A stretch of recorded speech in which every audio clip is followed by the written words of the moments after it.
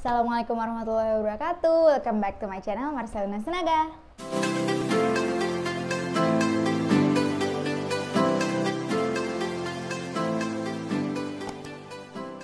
Apa kabar teman-teman? Semoga dalam keadaan sehat selalu dan semoga dalam lindungan Allah selalu.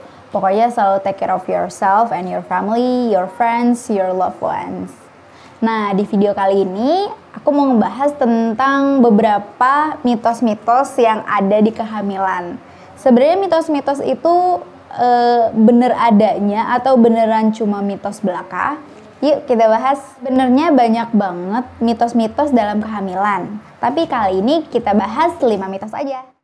Mitos yang pertama, katanya ibu hamil itu nggak boleh makan nanas. Bener nggak sih? Bener sih sebenarnya. Ibu hamil itu nggak boleh makan nanas kalau dalam sekali makan itu 9 sampai 11 nanas. Itu bakalan bikin kontraksi dan juga pendarahan. Tapi kalau misalnya cuma icip-icip 1-2 potong atau bahkan 1 nanas aja, it's okay sih sebenarnya. Yang kedua, ibu hamil harus makan 2 porsi lebih banyak. Ini mitos atau fakta ya? Ini jelas-jelas mitos karena bukan porsinya yang kita banyakin tapi kualitas gizinya dan kalorinya yang dibanyakin, tapi harus sesuai juga dengan kebutuhan ibu dan bayinya. Karena nggak boleh juga kebanyakan. Kalau kebanyakan justru akan bikin berat badan naik drastis, nggak terkontrol dan juga bisa menyulitkan persalinan nanti. Jadi harus ditakar. Biasanya di trimester awal-awal itu dibutuhkan sekitar 340 tambahan kalori dan juga di semester akhir-akhir itu 450-an kalori deh penambahannya. Jadi nggak double kayak sekarang kan kita butuh 2200-an, terus 4400 gitu butuhnya, nggak kayak gitu. Tapi gizinya ya dengan porsi seimbang. Yang ketiga, ibu hamil nggak boleh olahraga. Masa sih? Sebenarnya ini tuh tergantung banget sama kehamilannya. Mungkin ada beberapa ibu hamil yang memang disarankan oleh dokter untuk bed rest. Tapi bukan sama sekali ketika misalnya dia karena kelelahan, bed rest selesai, terus bed rest, terus justru itu akan bikin badan kita tuh kaku-kaku, semuanya tuh kaki bengkak lah, digerakin susah dan sebagainya. Justru ibu hamil itu harus banyak gerak juga supaya kita bisa latihan nafas, supaya juga core inti kita juga kuat, otot kita juga kuat, dan juga ngebangun stamina ketika kita mau persalinan nanti. Nah, itu banyak banget nih mitos-mitos yang ada di Indonesia lebih tepatnya. Kalau ibu hamil tuh nggak boleh olahraga.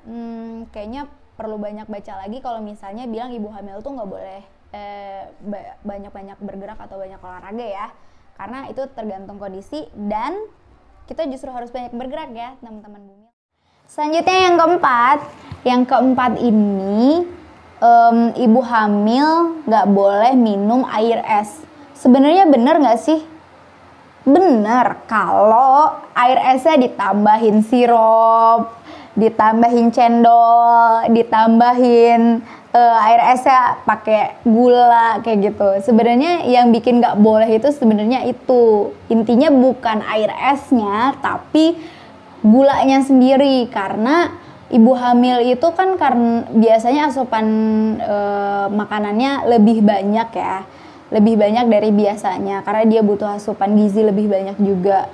Dan juga untuk gulanya sendiri ini untuk menghindari diabetes gestasional. Diabetes yang sebenarnya ibu hamil itu sebelumnya dia nggak ada riwayat diabetes, tapi karena terlalu banyak makan gula ketika hamil itu jadi bikin diabetes. Nah, ini tuh bisa berbahaya untuk ibunya sendiri dan juga babynya. Jadi coba untuk hindari es yang ada gulanya. Kalau minum air es aja menurut dokter sih fine-fine aja. Asal jangan ditambahin gula, apalagi tambahin teh. Segar banget sih emang. Nah, yang terakhir nih, mitos yang terakhir bilangnya kalau bentuk perut dari ibu yang hamil itu menandakan ini tuh anak cowok, ini tuh anak cewek. Kayaknya kalau nyimpluk gitu tuh itu anak cewek deh. kayaknya kalau panjang itu anak cowok deh. Sebenarnya ini tuh mitos banget. Kenapa mitos banget? Karena bentuk perut itu tergantung dari kekuatan pertama, dari otot intinya si ibu sendiri. Terus yang kedua, dari posisi janinnya. Posisi janinnya apakah dia anterior, apakah dia posterior, ataukah dia melintang, transversely, atau seperti apa, atau bentuk perut juga dipengaruhi oleh si beratnya janin itu sendiri. Mungkin kalau misalnya dia kecil, ya perutnya nggak begitu besar kayak gitu.